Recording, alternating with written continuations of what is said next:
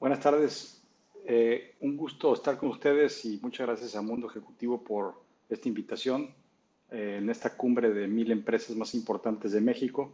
Yo soy Rodrigo Pérez Alonso, soy socio de Consulting, escribo en forma semanal en Excelsior y pues soy analista económico y político. En este día, pues quisiera platicarles un poco de la perspectiva económica de lo que está pasando en México. Como ustedes saben, tanto en México como en el mundo, estamos viviendo un momento muy complicado. Esta complicación, pues, es doble, digamos, por una parte sanitaria y por otra parte, pues, la parte, digamos, económica derivada de esta contingencia sanitaria del COVID-19. Y México pues, es parte de un mundo globalizado en donde, por supuesto, ha afectado pues, el Producto Interno Bruto, el crecimiento económico, el empleo, entre otras situaciones. Pero debemos de poner todo esto en perspectiva. Yo creo que no solo es el COVID lo que tenemos que analizar, sino el inicio de este gobierno y cómo se han dado las cosas a lo largo, digamos, de el inicio del gobierno de López Obrador en el 2018, el 1 de diciembre de 2018, hasta este momento, 2 años o más de 2 años, 2 años con 2 días después de su inicio. Pongámoslo en perspectiva entonces y digamos, el primer acto, por así decirlo, que se llevó a cabo, que pues minó la confianza de los inversionistas y sobre todo de los empresarios, fue la famosa consulta por el nuevo aeropuerto de la Ciudad de México, también llamado NAIM, Nuevo Aeropuerto Internacional de México, en donde antes de entrar justamente al gobierno, López Obrador decidió llevar a cabo una consulta pues digamos que de dudosa procedencia jurídica, por decirlo de forma amable, y esta consulta derivó en que se le preguntó a ciertos sectores de la población, en una consulta no representativa de toda la población en México, de los 130 millones, se preguntó si debería continuar el aeropuerto de Texcoco o no, el nuevo aeropuerto situado allá, y pues ganó por mayoría el no. Eso, obviamente, contrajo o trajo consigo muchos efectos negativos para México y pues sus condiciones de negocios. De ahí han habido varios otros eventos, digamos que después, cuando inició el gobierno, el 1 de diciembre, pues López Obrador tomó, digamos, ciertas acciones a partir de su toma de protesta que fueron de nuevo minando la confianza de los inversionistas y minando la confianza de las empresas en invertir en México. Eh, y justamente entre ellas fue pues la acción que se tomó para detener, por así decirlo, lo que habían dicho ellos, el robo de combustibles, el robo de combustibles a través de ductos de Pemex, y esto pues trajo pues una serie de repercusiones bastante fuertes, ¿no? Estamos hablando de enero, febrero del 2019 ya, y la realidad de todo esto fue que se hizo o se tomaron estas acciones para detener, por una medida nacionalista, para detener la importación de gasolinas. Alrededor del 50% de los combustibles que se consumen en México son combustibles importados y esto pues obviamente tuvo una serie de repercusiones en la logística, digamos, en las empresas, porque pues obviamente la economía se mueve a través de los combustibles y de la energía. Posteriormente, digamos, la administración pública se fue desmantelando a través de estas medidas de austeridad impuestas por el gobierno de López Obrador y además de ello, pues hemos visto también acciones como el detenimiento de licitaciones de medicinas por parte de digamos, las empresas tradicionales que participaban en este sector en México y muchas otras acciones que hemos visto, pues digamos, que ustedes conocen muy bien y que han ido, digamos, deteniendo o generando desconfianza entre los inversionistas. Ahora, creo que aquí es muy importante decir una cosa relevante. Los inversionistas a veces, por palabra inversionistas, a veces pensamos, pues digamos, extranjeros, pensamos gente que viene de otros países para invertir en México. Y los inversionistas no son más que no solo los extranjeros, sino también todos ustedes que están escuchando esta ponencia, son aquellos que invierten su dinero en un emprendimiento pequeño, mediano o grande y pues obviamente cuando empiezan a haber este tipo de cuestiones, indecisiones o malas decisiones o, digamos, problemas en términos económicos, detienen sus inversiones y empiezan a tomar medidas pues mucho más conservadoras para pues no poner en riesgo mayor digamos, su capital. Eh, y es lo que hemos estado viendo a lo largo de estos 2 años. Creo yo que lo que vino a darle en la torre todavía más fue la emergencia sanitaria y esto pues generó un problema mucho mayor. Estamos hablando de que se perdieron más de 1 millón de empleos, se ha regenerado sí, pero de una forma minúscula y se hablan de cifras de 18% de caída en un trimestre del PIB, posteriormente 8%, un poco más de 8%, y apenas nos estamos recuperando en cuanto al crecimiento y se habla de parte de muchos analistas que este crecimiento se retomará, digamos que el mismo que el 2018, hasta finales de 2022, los más pesimistas 2024. Con todo esto, pues lo que les quiero decir es que estamos, sinceramente y sin mayor tapujo, estamos ante un sexenio en términos económicos perdido. Muchos de ustedes seguramente habrán vivido pues las crisis recurrentes que afectaron a nuestro país sexenio contra sexenio. Y aquí estamos viendo una combinación de dos cosas interesantes. Por una parte, las acciones, digamos, las acciones del propio gobierno, incluyendo las propias omisiones en cuanto a acciones, digamos, en cuanto a temas económicos. Y por otra parte, pues la contingencia económica. Entonces, es un doble golpe a nuestro país y creo que ahí es donde nos tenemos que centrar para efectos de este debate. Digamos, en términos económicos se habla de dos formas de, digamos, de medidas económicas eh, por parte del gobierno. La primera de ellas son medidas fiscales. Las medidas fiscales son aquellas que tienen que ver con impuestos, digamos, ingresos para el Estado, y por otra parte, lo que gasta el Estado a través de su presupuesto de egresos de la Federación, y por supuesto los estados y municipios que participan en este mismo gasto. Y por otra parte están las medidas monetarias.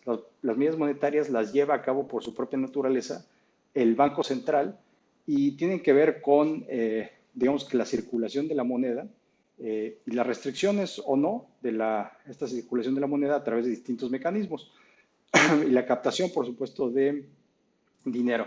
En este caso estamos hablando de que el Banco Central puede tomar medidas como la baja o incremento de tasas de interés.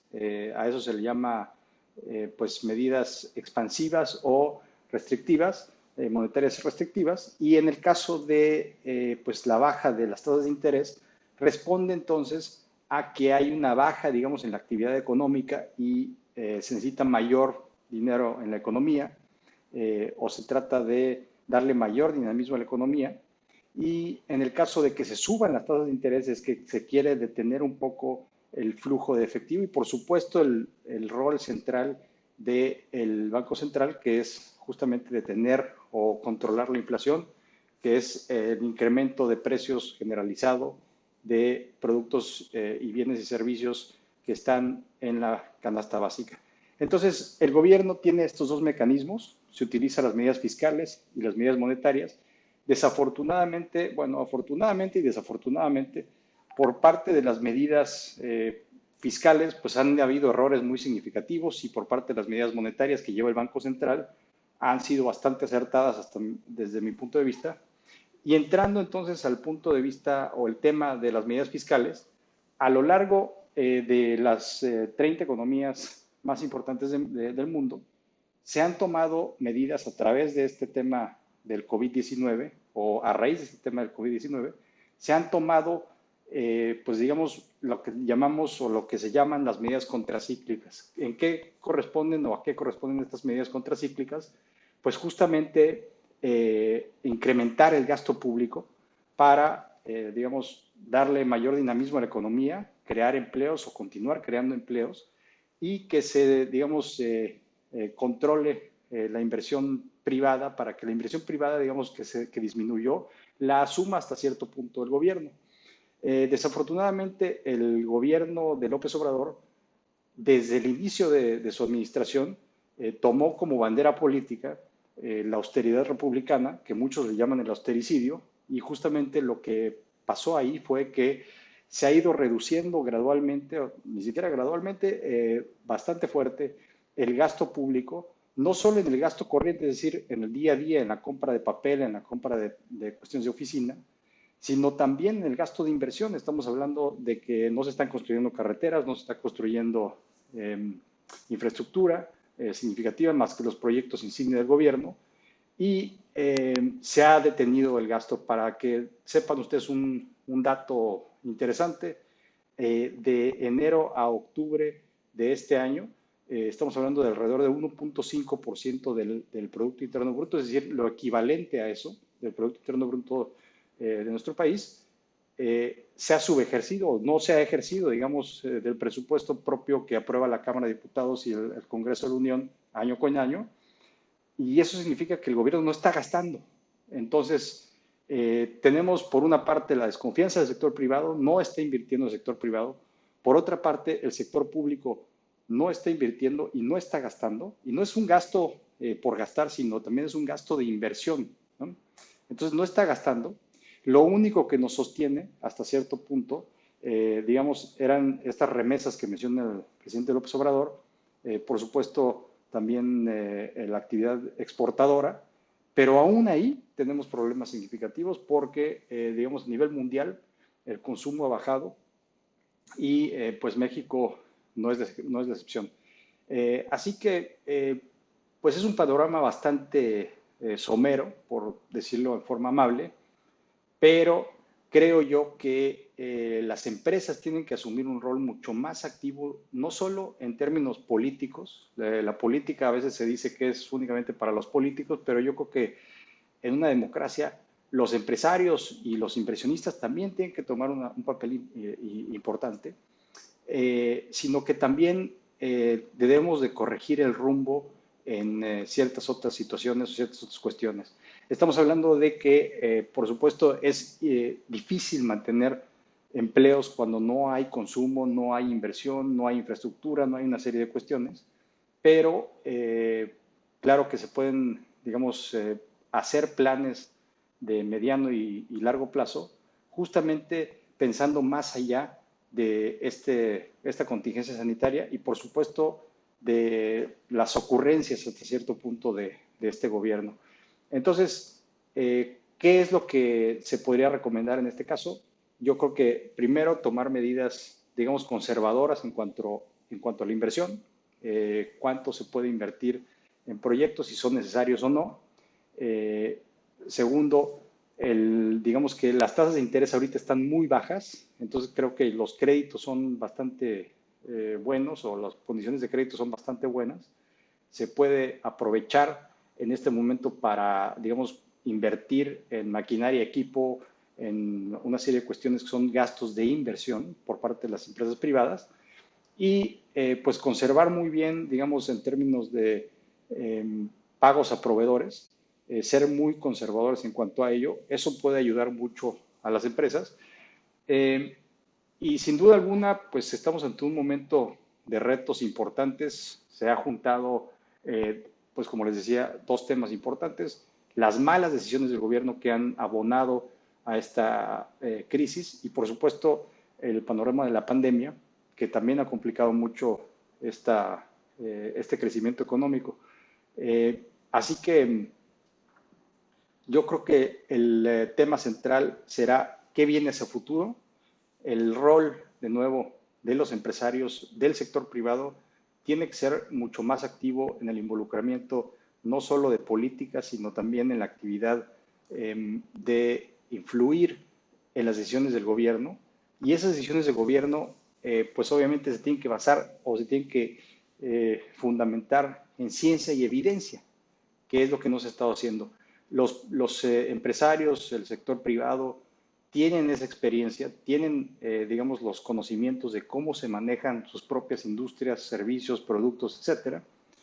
Y influir en el gobierno no significa tener un diputado o un senador a sus órdenes, que por supuesto también es una de las situaciones que se dan en la democracia, sino también tener, digamos, elementos técnicos para llegar con el gobierno, influir y decirles, esto es lo que está pasando en mi industria, esto es lo que está pasando en mi empresa, necesitamos facilitar X o Y, y estas acciones del gobierno nos pueden facilitar mucho la vida para crear mayores empleos, mayores o mejores oportunidades de inversión y finalmente, pues, hacer que nuestra economía se reactive después de todas estas contingencias. Y en una nota, digamos, personal, eh, no es secreto que pues hay algunos de nosotros que no estamos totalmente en contra de ciertas medidas del gobierno y hacerlo saber también, hacerlo saber de varias formas. Primero, a través del voto, en el 2021 va a existir o va a haber la elección de 15 gobernadores de distintos estados de la República. Y segundo, a través de la elección de los diputados que se estarán, o los candidatos a diputados y candidatas a diputadas, que se estarán postulando a la Cámara de Diputados, valga la redundancia.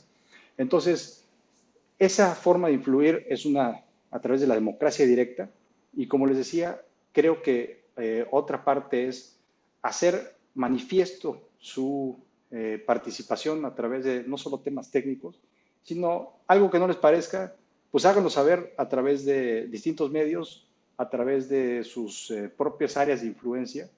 Y eso es también parte de la democracia. No es ningún secreto que la democracia no solo se nutre de los tres poderes de la Unión, sino que también existen muchos otros mecanismos que son legítimos, que están permitidos en una democracia y en donde los empresarios y empresarias tienen que tener una participación muy activa. Así que, pues, muchas gracias por esta invitación a Mundo Ejecutivo y, por supuesto, estamos a sus órdenes. Mi nombre es Rodrigo Pérez Alonso y dejaré aquí mis datos para mayor información. Muchas gracias.